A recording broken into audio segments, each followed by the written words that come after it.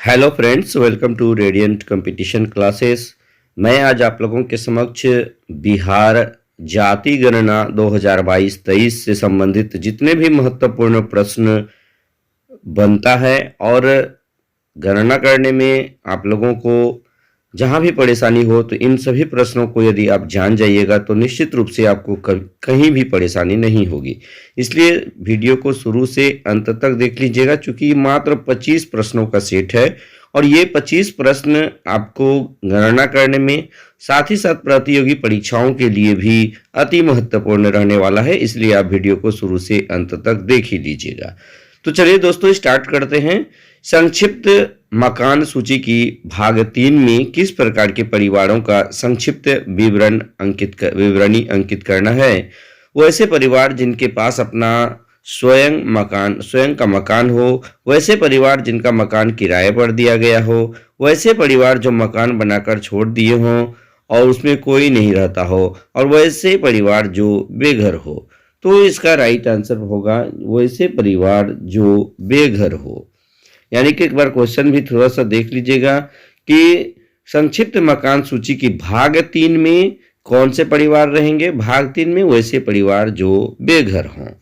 उसके बाद देखिएगा अगला नंबर का सवाल है, कच्ची गैर आवासीय के मकान के लिए किस प्रकार के संकेतों से छायांकित करना है।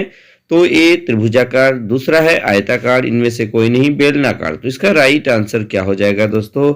यानी कि देखिएगा कच्ची गैर आवासीय मकान के लिए किस प्रकार के संकेत का, तो त्रिभुजाकार संकेत का प्रयोग किया जाएगा। उसके बाद देखिएगा 3 नंबर का सवाल, जाति आधारित गणना कितने चरणों में संपन्न होगी। 1, 3, 4 और 2। तो इसका राइट आंसर क्या हो जाएगा दोस्तों। इसका राइट आंसर होगा 2 चरणों में संपादित होगी। उसके बाद देखिए पर्यवेक्षकों की नियुक्ति कौन करता है। अंचलाधिकारी, चार्ज अधिकारी, अनुमंडल पदाधिकारी और नोडल पदाधिकारी। इसका राइट आंसर क्या होगा। पर्यवेक्षकों की नियुक्ति चार्ज अधिकारी के द्वारा किया जाएगा।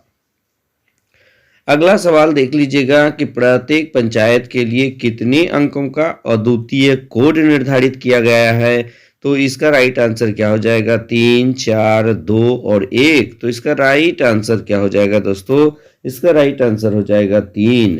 यानी प्रत्येक पंचायत के लिए कितने अंकों का अद्वितीय कोड निर्धारित किया गया है। तो इसका राइट आंसर हो जाएगा 3। उसके बाद देखिएगा अगला नंबर का सवाल, नजरी नक्शा तैयार करते समय दिशा का चुनाव किया जाएगा और ये दक्षिण पूर्व से शुरू होकर उत्तर पश्चिम में समाप्त करना, उत्तर पश्चिम से शुरू होकर दक्षिण पूर्व में समाप्त करना, पूर्व उत्तर से शुरू कर पश्चिम दक्षिण में समाप्त करना और पश्चिम दक्षिण से शुरू कर पूर्व उत्तर में समाप्त करना। तो इसका राइट आंसर क्या होगा कि नजरी नक्शा आप जब भी बनाइएगा उत्तर पश्चिम से शुरू कीजिएगा दोस्तों और आप दक्षिण पूर्व में समाप्त कर दीजिएगा।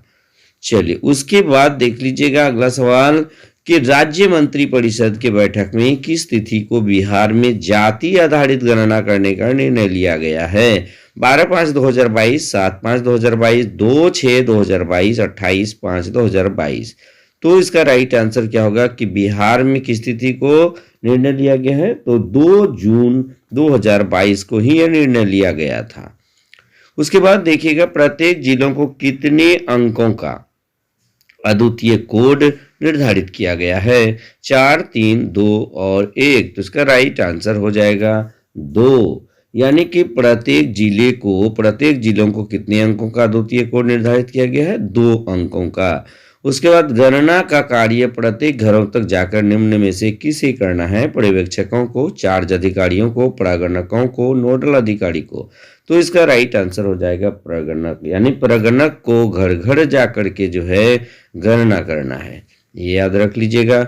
उसके बाद देखिएगा गणना कार्य में कोई भी व्यक्ति प्रगणकों को जानबूझकर गलत जानकारी देता है या अपने सर्वोत्तम ज्ञान एवं विश्वास के आधार पर जानकारी देने से इनकार करता है तो प्रगणकों का क्या दायित्व होगा। व्यक्ति के मकान, जाति, आबादी का गणना नहीं करना, उसे डरवाना धमकाना, उसके मकान के बाहर क्रॉस का चिन्ह लगाना, पर्यवेक्षक चार्ज अधिकारी को जानकारी देना। तो इसका राइट आंसर होगा चार्ज अधिकारी या पर्यवेक्षक को जानकारी देना होगा। उसके बाद देखिए वह नक्शा जो स्केल के पैमाने पर न बना हो बल्कि मुक्त हाथों से आरेखित हो कहलाता है। इसका राइट आंसर होगा नजरी नक्शा कहलाता है। उसके बाद देख लीजिएगा अगला सवाल, बिहार जाति गणना के प्रथम चरण में क्या सम्मिलित नहीं है?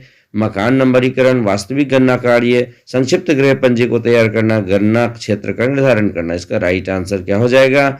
वास्तविक गणना कार्य इसका राइट आंसर होगा। उसके बाद देखिएगा अगला नंबर का सवाल, पक्की इमारत की क्या पहचान होगी? तो इसमें देखिएगा उपर्युक्त दोनों एक और दो के प्रकार के बने हो, यानी पत्थर, चूने, सीमेंट, कंक्रीट, धातु से बने मकान और मशीन की बनी टाइलें, सीमेंट की बनी टाइलें, पक्की ईंटें और सीमेंट की, यानी कि ये देखिएगा आपका ये और ये दोनों सही होगा। उसके बाद देखिए लगभग कितने प्रगणकों पर एक पर्यवेक्षक होगा? तो इसका राइट आंसर क्या हो जाएगा दोस्तों? इसका राइट आंसर होगा 6 प्रगणकों पर एक पर्यवेक्षक होगा। उसके बाद गणना कार्य, यहाँ पे देखिएगा लिखा गलत है कि गणना कार्य होगा, इस तरह से आप देखिएगा गणना, इसको जनगणना कभी नहीं बोलिएगा, गणना। गणना कार्य में किस प्रकार के मकानों भवनों का सूचीकरण करना है? तो गैर आवासीय, इनमें से कोई नहीं है, आवासीय, आवासीय और गैर आवासीय। तो इसका राइट आंसर क्या हो जाएगा दोस्तों? दोनों होगा, आवासीय और गैर आवासीय दोनों। 16 में देखिएगा निम्न में कौन प्राथमिक गणना कर्मी है? प्रगणक, पर्यवेक्षक दोनों, प्रगणक और सर पर्यवेक्षक सिर्फ पर्यवेक्षक। तो इसका राइट आंसर क्या होगा कि प्राथमिक गणना का कर्मी प्रगणक और पर्यवेक्षक दोनों है। उसके बाद देखिएगा 17 नंबर, अगर किसी वार्ड की आबादी 700 के करीब है तो वहां एक ब्लॉक बनाया जाता है। यदि किसी वार्ड की कुल आबादी अगर 1200 हो तो वहां एक और उप ब्लॉक बनाए जाने का प्रावधान है, तो उसे किस प्रकार दर्शाया जाएगा? तो देखिएगा उसको 1/1 के रूप में आप लिख सकते हैं। बहुत इंपॉर्टेंट क्वेश्चन है ये, आप इसको थोड़ा सा एक बार देख लीजिए फिर से। अगर किसी वार्ड की आबादी 700 के करीब है तो वहां एक ब्लॉक बनाया जाता है। यदि किसी वार्ड की कुल आबादी अगर 1200 हो तो वहां एक और उप ब्लॉक बनाए जाने का प्रावधान है, तो उसे किस प्रकार दर्शाया जाएगा? इसका राइट आंसर हो जाएगा 1/1। उसके बाद देखिए चार्ज अधिकारी किसके द्वारा समर्पित आंकड़ों की संपुष्टि करेगा? तो इसका राइट आंसर होगा पर्यवेक्षक, यानी पर्यवेक्षक के द्वारा जो आंकड़े दिए जाएंगे उसकी संपुष्टि जो है चार्ज अधिकारी करेंगे। उसके बाद देखिए जाति आधारित गणना का कार्य कब तक पूरा कर लेने का लक्ष्य है? सरकार के द्वारा कब तक लक्ष्य निर्धारित किया गया है?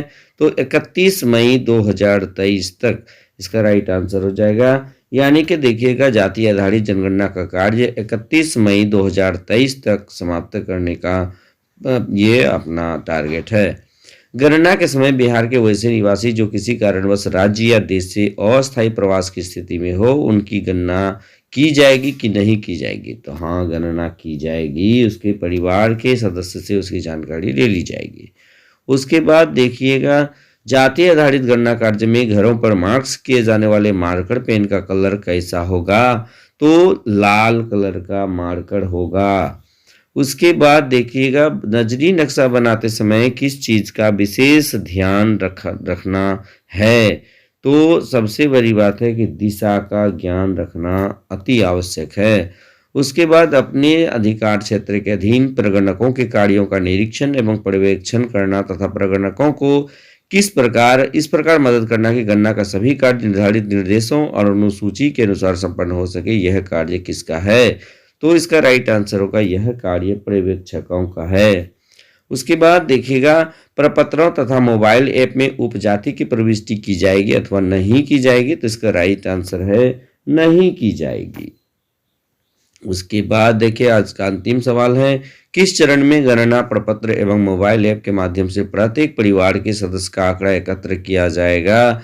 इसका राइट आंसर है दूसरा चरण जब होगा उसमें मोबाइल ऐप या कंप्यूटर पर जो है इसका प्रविष्टि की जाएगी। तो दोस्तों इसमें गणना से संबंधित सभी महत्वपूर्ण प्रश्न मैं आप लोगों के समक्ष पेश कर दिया हूं और इसका प्रयोग अब गणना करने के समय यदि आप किसी तरह की समस्याएं झेल रहे हैं तो आप उस समय भी आराम से इसको देख लीजिएगा 1 से 2 बार, फिर आपको परेशानी बिल्कुल नहीं होगी। तो बस आज के वीडियो में इतना ही, और इससे संबंधित जितने भी महत्वपूर्ण कठिनाइयां होगी मैं उन कठिनाइयों का निराकरण अपने वीडियो के माध्यम से करूंगा। आप मेरे चैनल को सब्सक्राइब कर लीजिएगा, बेल आइकन दबा दीजिएगा ताकि हमारा हर लेटेस्ट वीडियो आप तक आसानी से पहुंच जाए। बस आज के वीडियो में इतना ही, धन्यवाद।